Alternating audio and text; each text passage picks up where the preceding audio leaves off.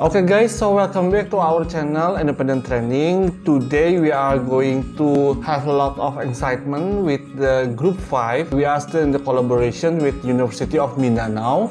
Group 5 will be consist of Miss Gaviola, and also we have Mr. James, we have Miss Angel, Miss Ronaldine, and then the last one is Miss Ivy. So in the Group 5, they have 5 members of the group. Today's discussion will be corporate governance in Japanese context. So the first subtopic from this presentation will be Japan and debate on comparative capitalism and corporate governance. Also, we have historical transformation in Japanese corporate law and practice, Japanese corporate form and internal governance, shareholder versus bank finance, and then the last one is core employee. So we are going to know what is actually they are trying to present. This will be the presentation of Group 5.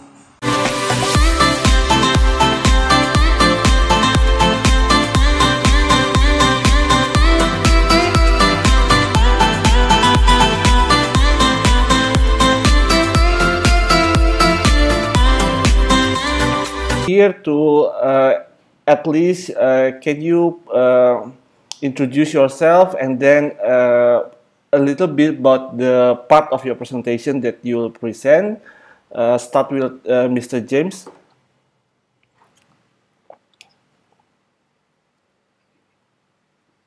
Hi everyone, good day. My name is James Brian Alsacares, and my topic for today is we will discuss about the historical transformations in Japanese law and practices and how it changes with time. Okay, in Japanese and then how it changes. Okay, next, Miss Ivy.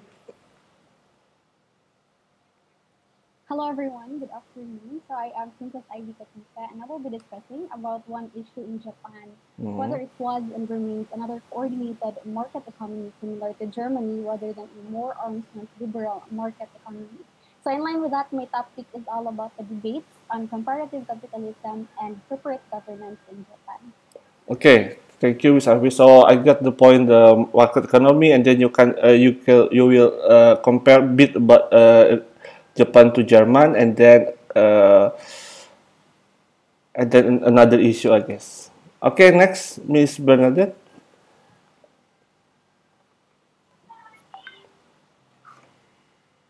Hello everyone, good afternoon. My name is Bernadette Angel Saberon.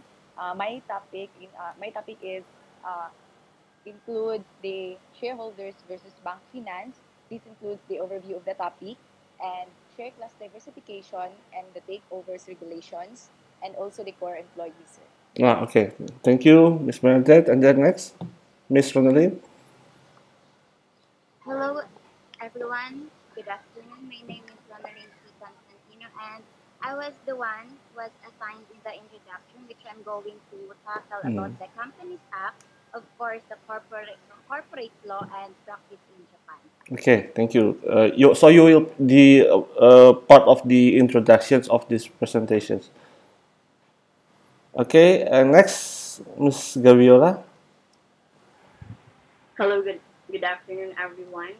I was tasked to discuss about Japanese corporate reforms and internal governance mechanism, which I will give you an overview, and the companies with committees versus companies with statutory board of directors. Okay, thank you, Ms. Gaviola. So all of you have your own part of presentation, so you can start your presentations. Companies in Japan are generally regulated by the Companies Act. The Companies Act, which has been in effect since 2006, allows a company some flexibility with its governance organization, such as whether to have a board of directors and whether to have a corporate auditor.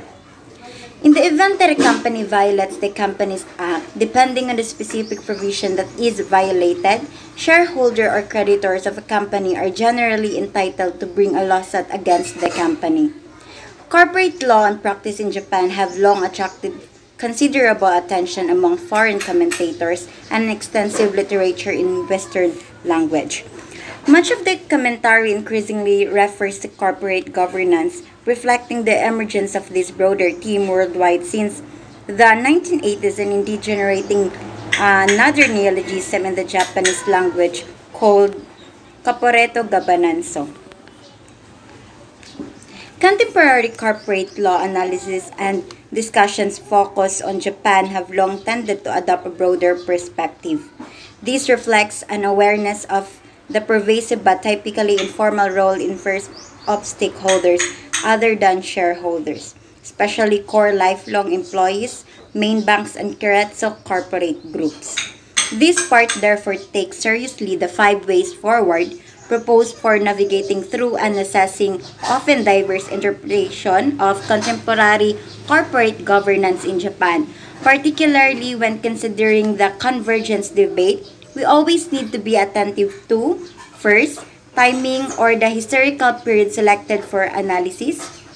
Second, both black letter law or the law in books, which also tends to emphasize change, and socioeconomic or law in action tending to emphasize continuities.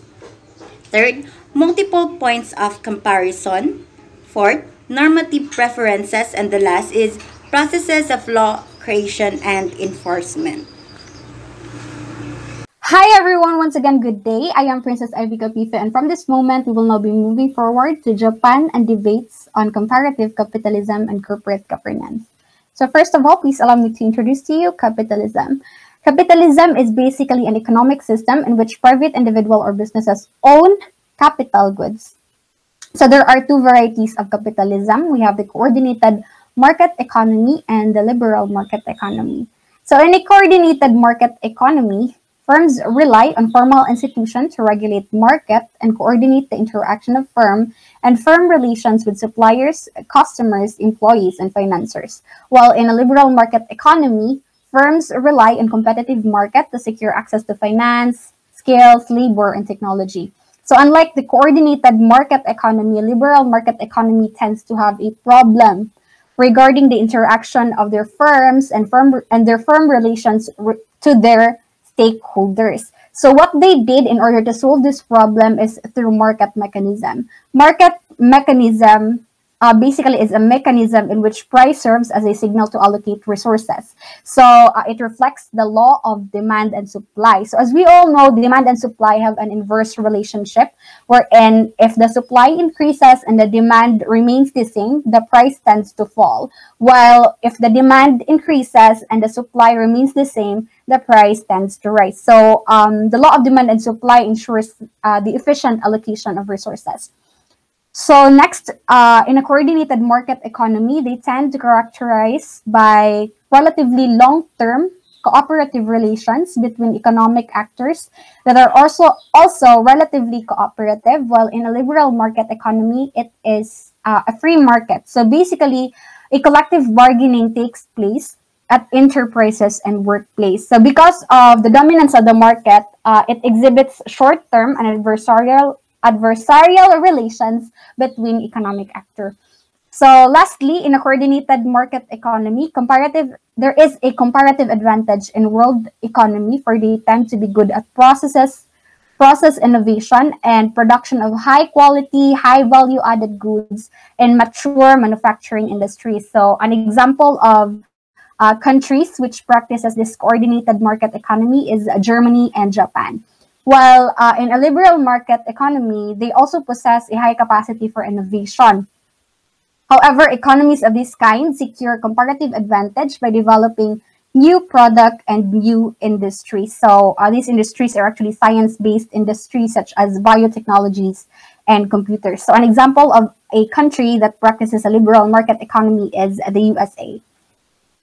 So, since there are, as I have mentioned earlier, these are the two types or two varieties of capitalism. So, since we are actually focusing on Japan, there are actually a lot of political scientists as well as economists who are arguing that Japan, from being a coordinated market economy, is finally changing to liberal market economy. So that is what we are going to discuss at this moment in time. So we will now be moving forward. So one of the theories was given by Gorovich and Shin. So they stated that Japan has developed significantly more pervasive LME elements or the liberal market economy elements and minority shareholders protection since its lost decade and concomitant waves of corporate law firms since 1990s.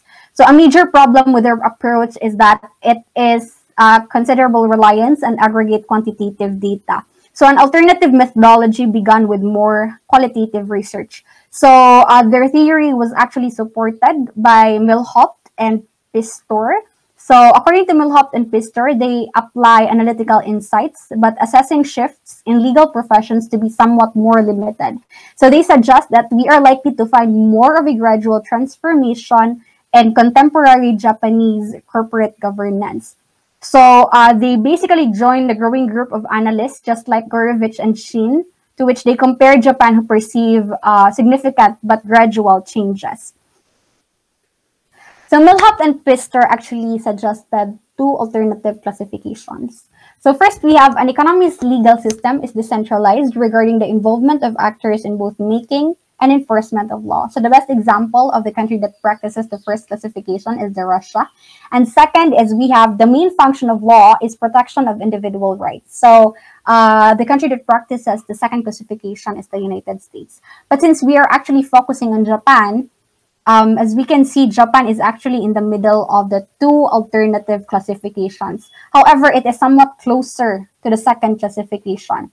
So, although Milhopt and Pister suggest that Japan is becoming a liberal market economy just like the United States, few analysts perceive that there is almost no change in allegedly fundamental features of institutional organization and therefore corporate governance in Japan. So speaking of corporate governance in Japan, Milhopt and Pester also have shown this cycle.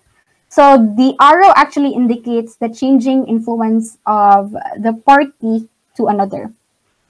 So first we have the non-government organization. So non-government organization have a changing influence towards the consumers. Consumers, on the other hand, have a changing influence towards the suppliers, suppliers to the creditors to the shareholders, and shareholders to the managers, managers to the employees, and then vice versa. Then we have the employees having a change of influence towards the creditors, creditors to the suppliers, suppliers to the government, and government to the non-government organization. So just like a cycle, but it emphasizes that shareholders have become more central in corporate governance. So such desperate result pose challenges for theories of convergence and shareholders' primacy and also path dependency.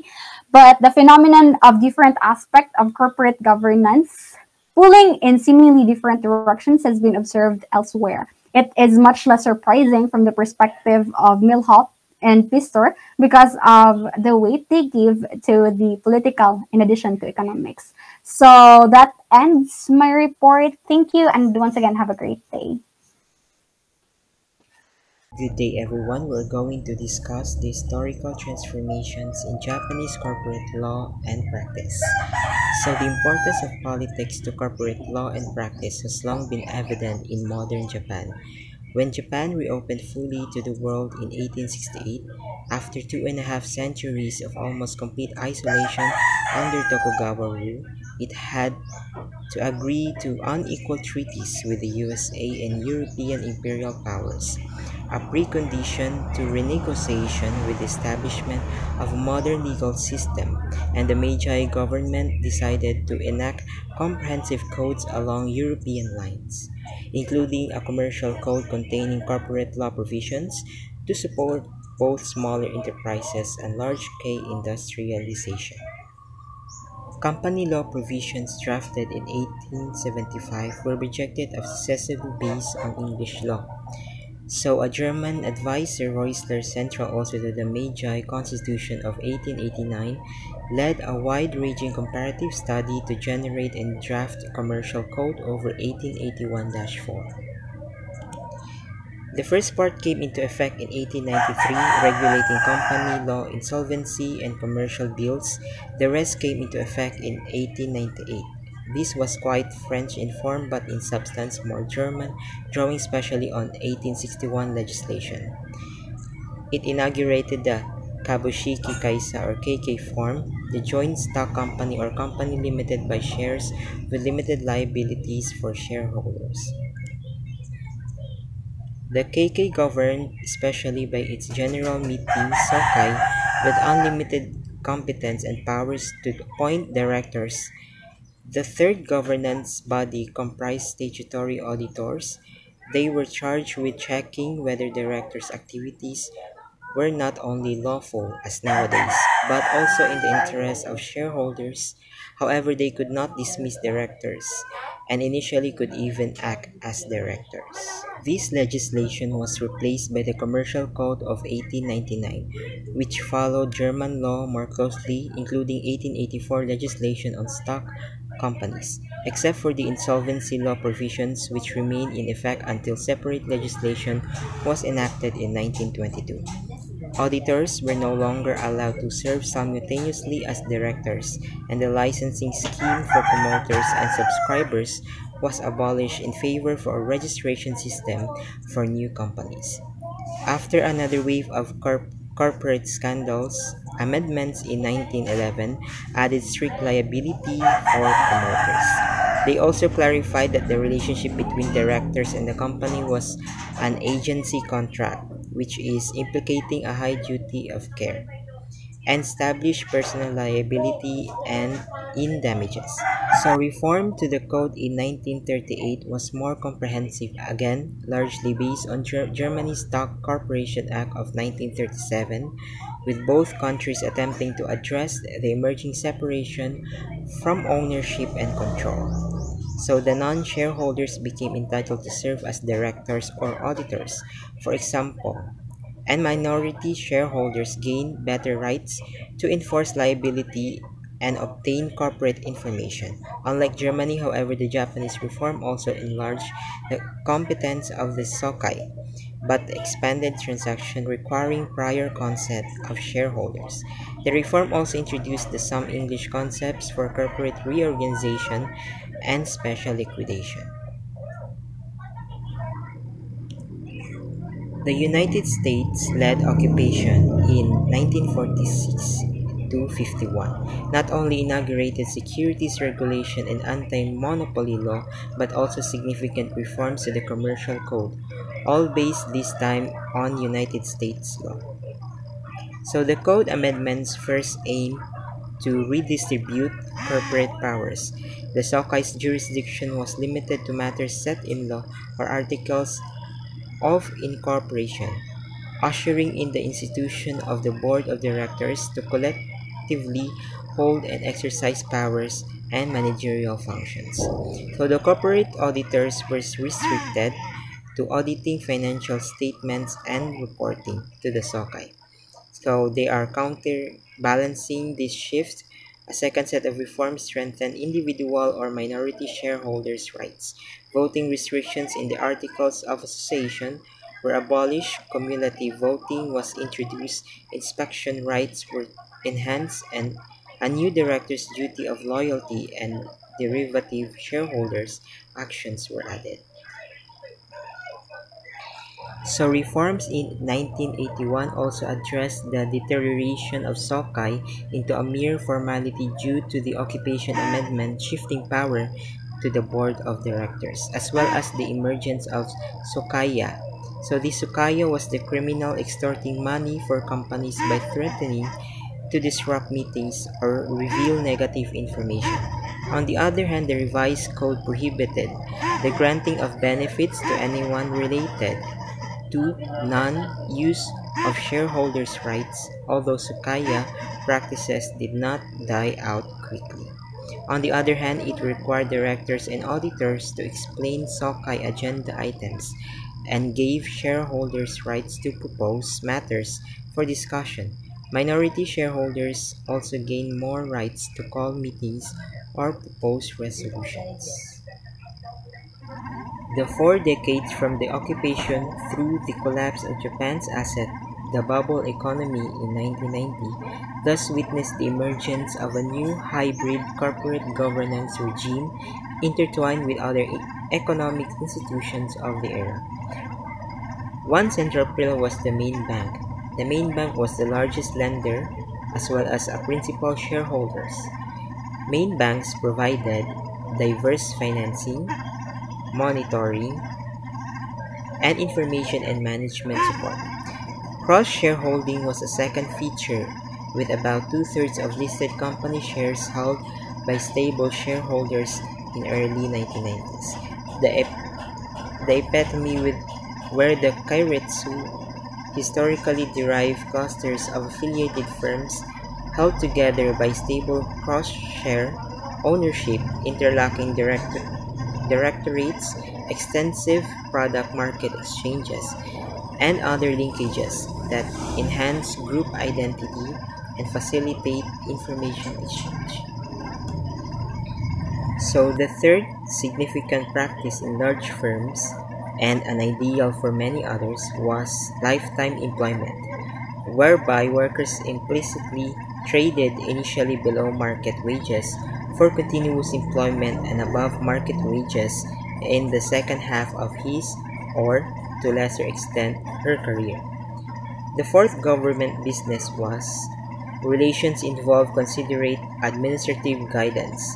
So, administrative guidance informal enforcement of regulatory objectives with bureaucrats and the long-reigning Liberal Democratic Party, or LDP.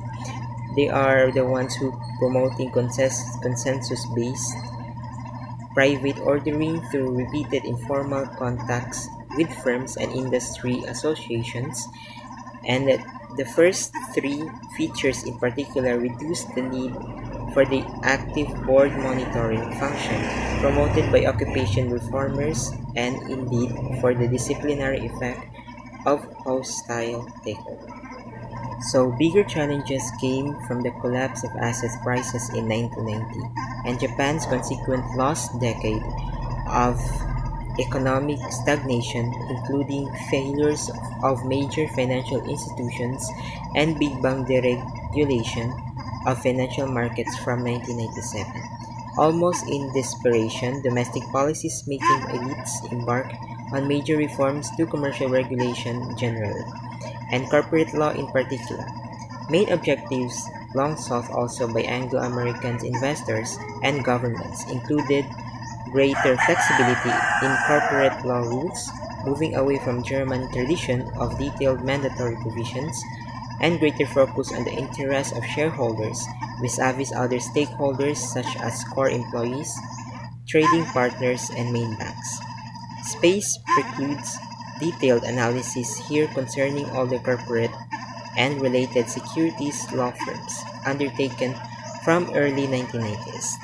In short, by the time the Consolidated Companies Act was enacted in 2005 in rough chronological order, the legislator had this six chronological order of Companies Act of 2005. The first one was strengthened supervision by shareholders and statutory auditors, including derivative suits, and liberalized corporate bond financing. The second one was relaxed restriction on share buybacks and introduced stock options. The third one was introduce measures to facilitate creation of holding companies. The year after the Anti-Monopoly Act restriction was lifted in 1998 and for splitting up companies. The fourth one was diversified types of shares and voting rights, and allowed companies a new governance form aimed at large companies without statutory auditors, and the last one was allowed paperless shares and electronic announcements. So overall, therefore, Japan has experienced three major waves in developing corporate law, linked to similar shift in other fields of legislation at roughly half-centuries intervals. The Meiji Era Code around the turn of the 20th century was followed by the United States-inspired, even United States-imposed, reforms during the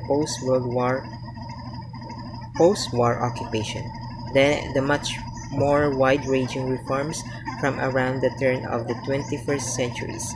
Even in terms of formal legislative changes, the trajectory has not been one of the straightforward Americanization, and the overall positions now, which is almost very different from United States law, as evidenced by the persistence of the statutory auditor governance form.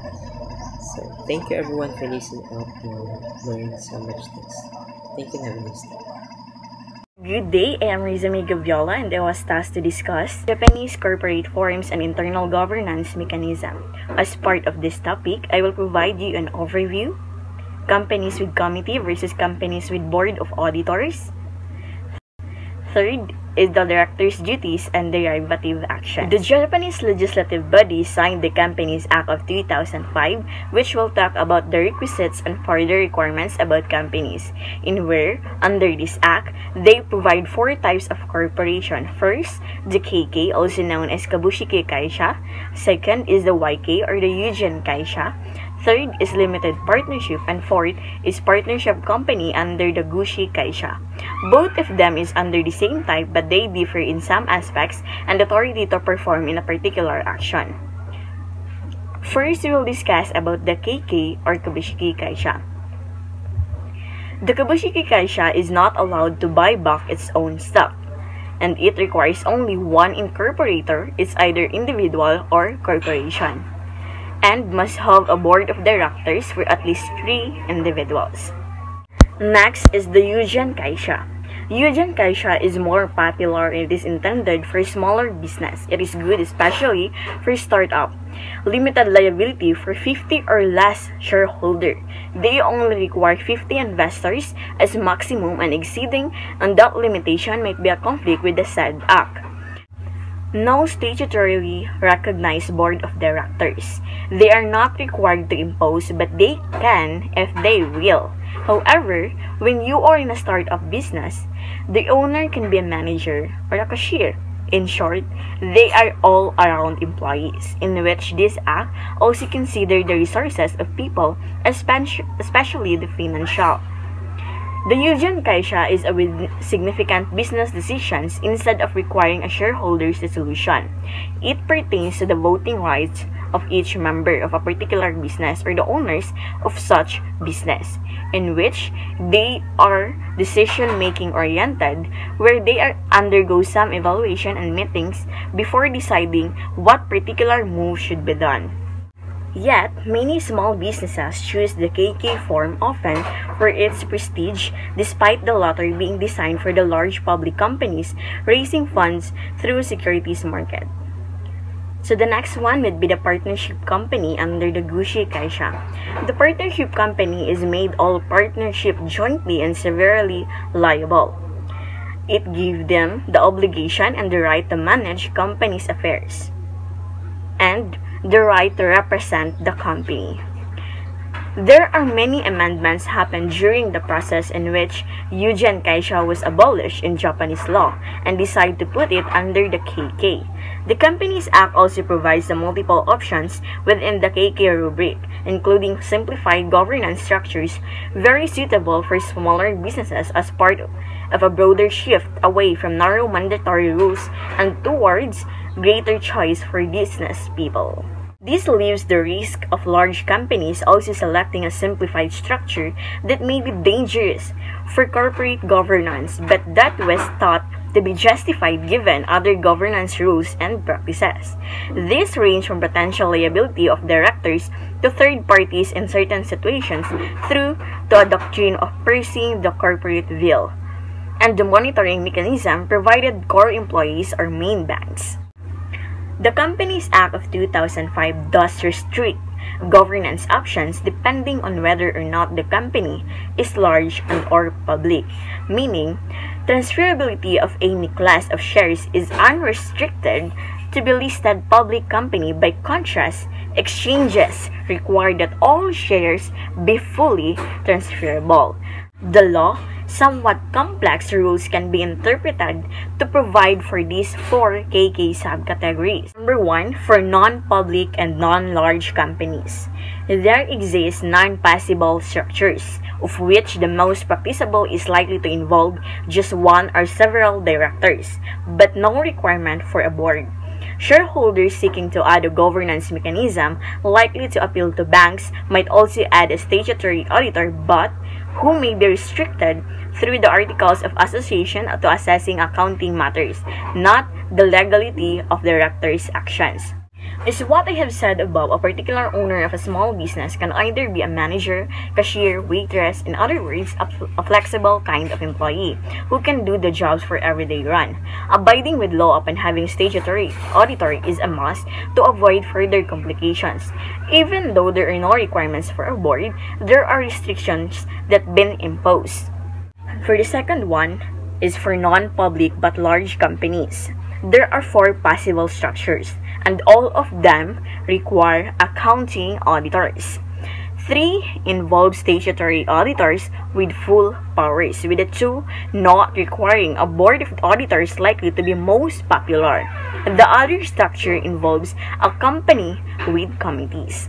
We are now talking about the large companies. Thus, an auditor is a must because large company contains figure in financial resources. It can either be 1 or more auditors. Third is for public but not large company.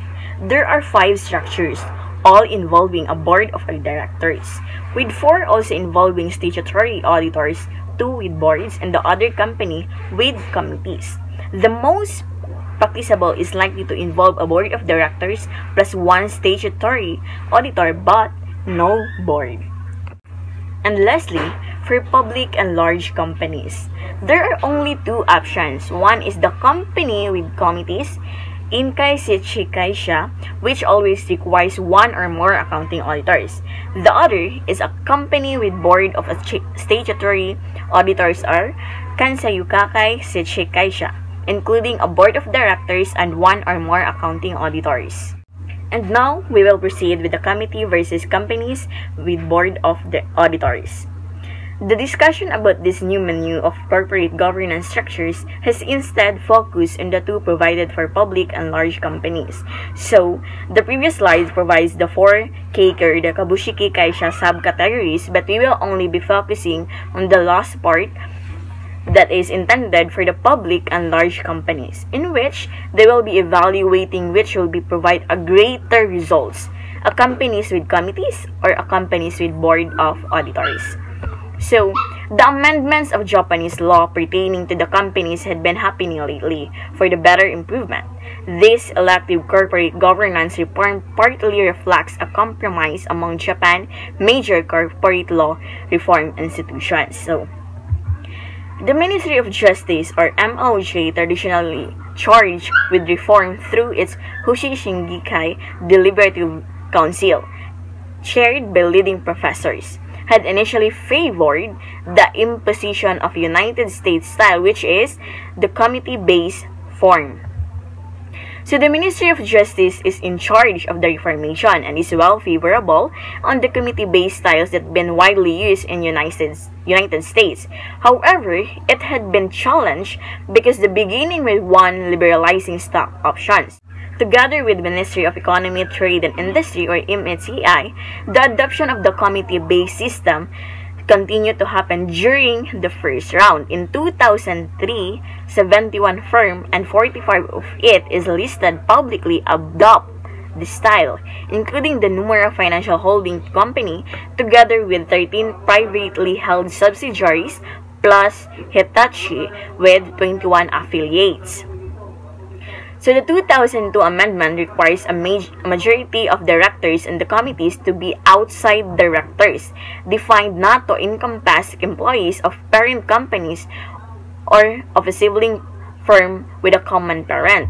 That is why many companies think that the US style is suitable because the amendments that happened in year 2002. Gilson and Mulhop acknowledged that these patterns may reflect and promote efficiency gains with appointment of outside directors driven by industrial organization needs of particular industries or firm.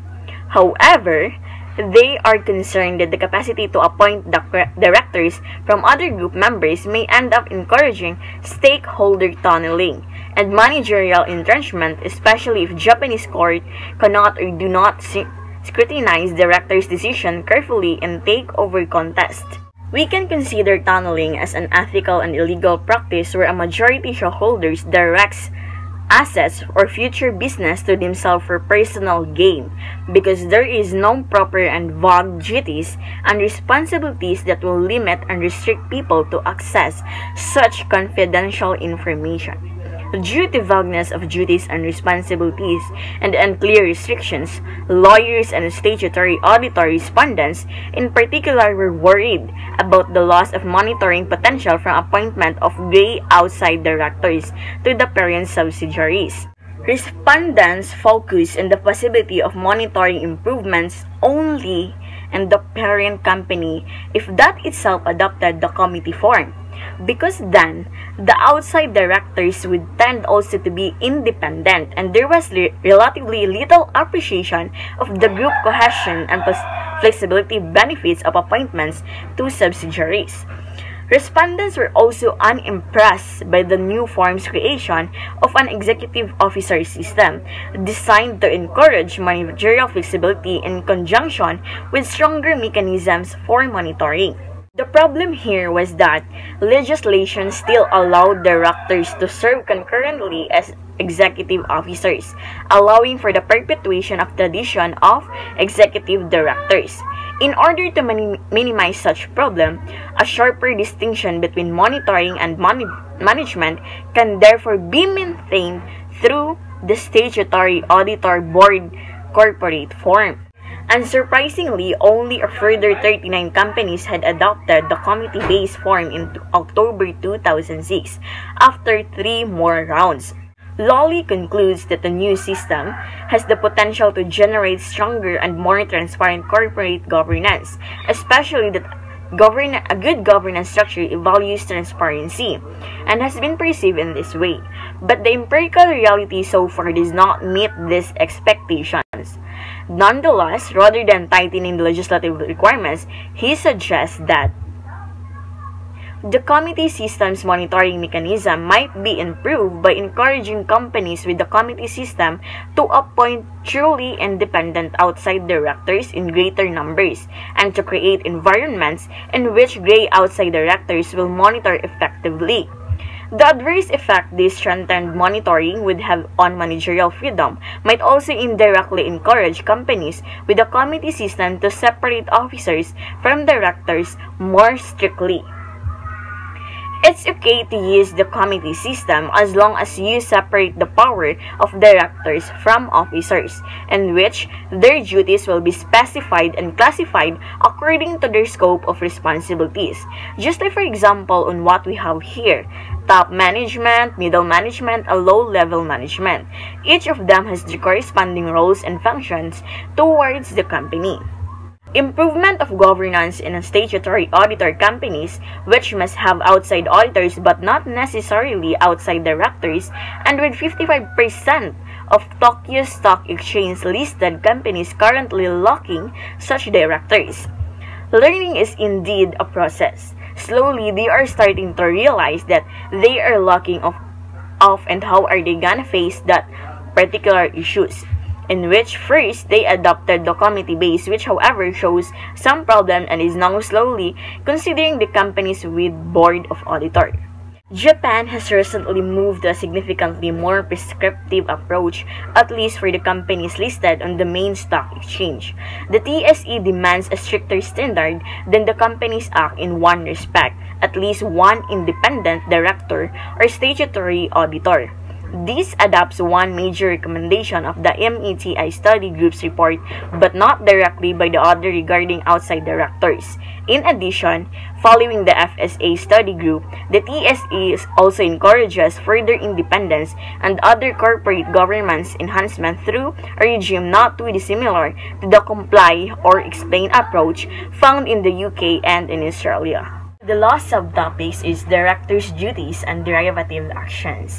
So in this part of discussion, it talks about the process and how the Japanese law changed and have its amendments in order to protect its stakeholders and shareholders. So I have here some articles they made. Japanese law didn't only believe on what they see, but they are doing the benchmarking technique and derive some law from other countries where they were quiet observant on what is happening in the trading industry.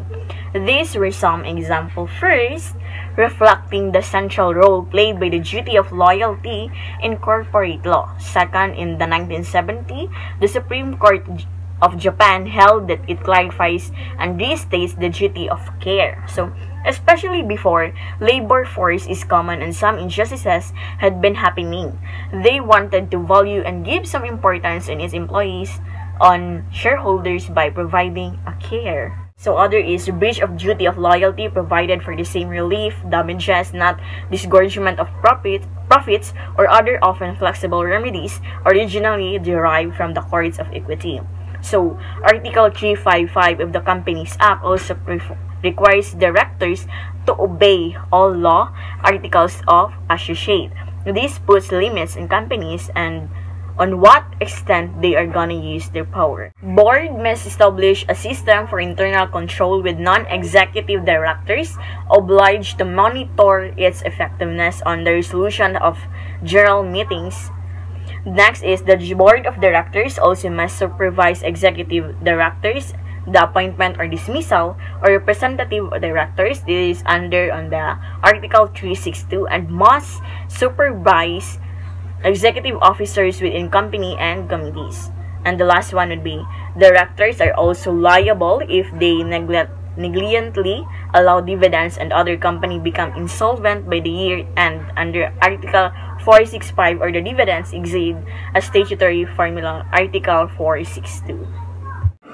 I think that would be all for our discussion. Thank you so much for listening and for lending your ears, and I hope that you really learned a lot from us.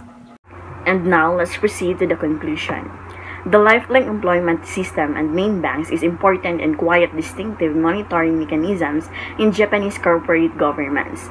It reminds us that the government policy and the vicissitudes of politics are as important as economics and broader social or cultural context in explaining and predicting trajectories. Corporate governance from 1970s, some still emphasize continuities, especially in relation to employment relationships. Japan to be already a liberal market economy just like the USA, and that it has been so already for many decades. A third group have tracked aspects of Japanese corporate governance from the 1980s and tend to see significant but gradual transformations. A key feature has been growing diversification of process generating law and policy, of comparative law borrowings or adaptations, and of corporate practices and norms. Japan experience confirms some indication from other jurisdictions that such changes do not necessarily occur at the same rates along all dimensions, and the political aspects reinforce the possibility of such complexity or even some reverse course. Japan therefore continues to offer a fascinating reference point in comparative corporate governance debates, and in addition to its continued practical importance within the world economy.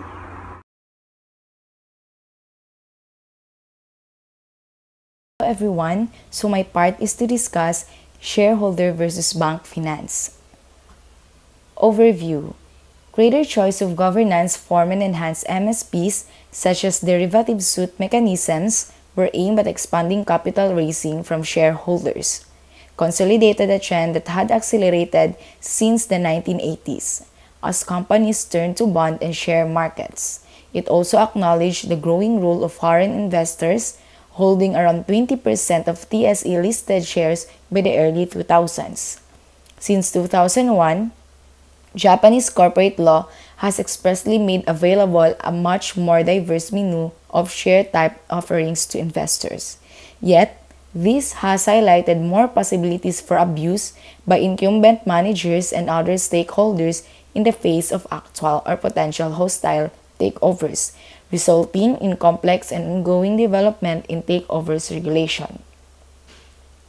Share class diversification.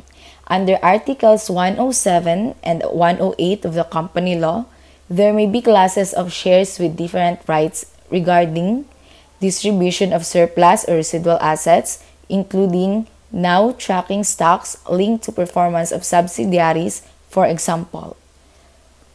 Next, restrictions on assignment. Even now for a specific class of shares. No or limited voting rights. For example, voting restricted to profit distributions with a maximum for such shares with limited rights raised for public companies. From 1/3 to 1/2 of issued shares, Article 115. Rights of shareholder to require companies to acquire the shares. Shares with a put option. Rights of the company to acquire the shares. Shares with a call option. The acquisition price payable in other classes of shares, bonds, etc., or an entire class of shares, now by qualified majority subject to the squeeze out of shareholders being able to get the court to determine the price, Article 172. A veto for the class regarding certain corporate actions, golden shares. Right of a class to appoint directors or auditors, except for public companies and companies with committees, Article 347. Takeover regulations. The guidelines indicated three fundamental principles. First, adoption, activation, and abolition of the defensive plan shall be made for maintaining or improving corporate value and eventually shareholders' collective interest. 2. A defensive plan shall disclose its purpose, contents, and etc. when it is adopted and be dependent on the rational will of shareholders. And last, a defensive plan shall be allowed only when it is necessary and proper to prevent inadequate takeovers. Main banks. Central to post-war bank finance in Japan has been the main bank, the primary lender and provider of many other services to the firm. The firm would disclose information extensively to its main bank, usually assisted by the bank becoming a major shareholder, and with retiring bank officials often becoming its senior finance officer.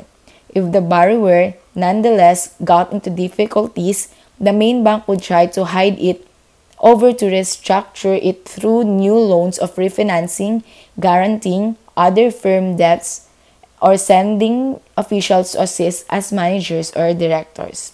Main bank rescue ex post and its role as an important ex ante and interim monitoring mechanism for corporate governance of firms in Japan also relied on borrowers retaining quite extensive intangible value. Core employees.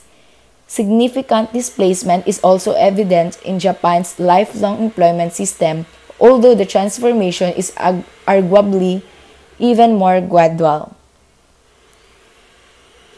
Pushnayak argues that career management incentivized by lifelong employment was essential to efficient main bank monitoring, making the system the most important element for trust in the market and hence the expansion of shareholdings in post-war Japan.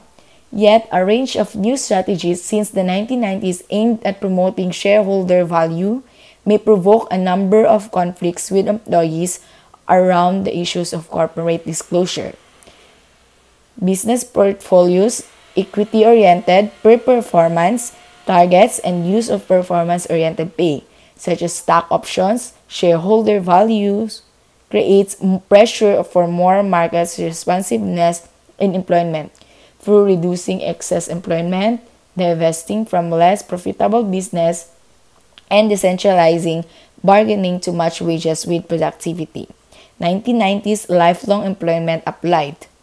The best explanation for the lifelong employment system therefore appears to be a political account, acknowledging the post-war agreement among at least some major interest groups that established a flexicurity mode of regulation, balancing security of tenure with extensive, flexible in the working conditions that managers can impose. Tensions are apparent within this mode of regulation, but until it becomes subject to a new political settlement, the main trend is an intensification of flexicurity for a diminishing core group, culminating in Okay guys, so what do you think regarding their presentations, their discussion, corporate governance in Japanese context? Actually, we have several topics left. Corporate governance in China context, and then this is quite interesting because University of Mindanao, located in Philippines, they will present, this is the last group for our exchange program, corporate governance in Philippine context. So don't forget that we still have several topics that you can follow. I hope these presentations, corporate governance in Japanese context, will enhance your knowledge regarding corporate governance in terms of implementation. So stay on independent training.